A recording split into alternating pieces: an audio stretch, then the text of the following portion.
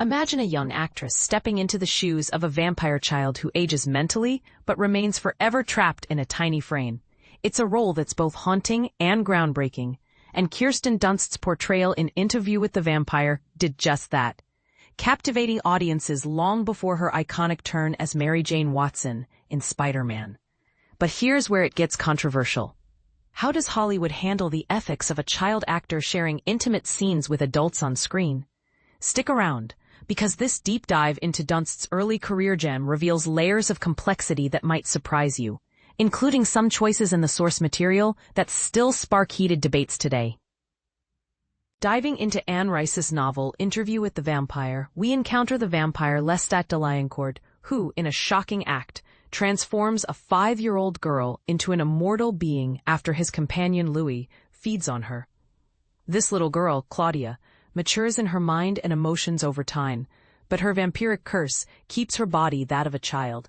Think of it like being stuck in a perpetual state of childhood, unable to grow physically despite gaining wisdom and desires. As Lestat and Louis's partnership deteriorates, Claudia's frustration boils over.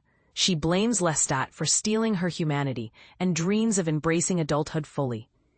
She concocts a cunning scheme to eliminate him and embarks on a journey across the globe with Louis, ultimately reaching France. Yet, a heartbreaking catastrophe soon unfolds, forever altering the trajectory of Rice's The Vampire Chronicles series, and leaving readers grappling with themes of loss and eternity.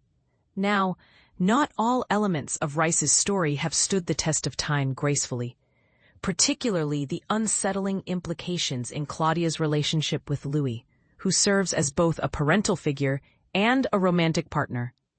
This adds a troubling layer to her character. Embodying the contradictions of her undead existence, vampirism grants eternal life, but at the cost of innocence and normal growth. For beginners new to vampire lore, picture it this way. Vampires in Rice's world are seductive and dangerous, living forever, but often tormented by their predatory nature and the isolation it brings. Translating this into a film adaptation is no small feat, especially given the ethical minefield of depicting such dynamics visually. Enter Neil Jordan's 1994 movie, Interview with the Vampire, which boldly cast an 11-year-old Kirsten Dunst in the role of Claudia. The controversy?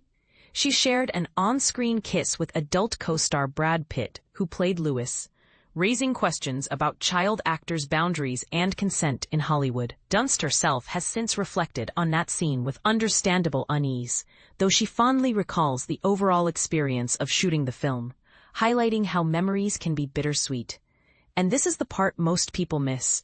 Despite the film's occasional over-the-top drama, Dunst's performance elevates the entire story, giving it profound depth that holds everything together. Without her, the adaptation might feel incomplete, as Claudia's arc provides a stark counterpoint to the flamboyant Lestat, played with campy flair by Tom Cruise, and the brooding Louis.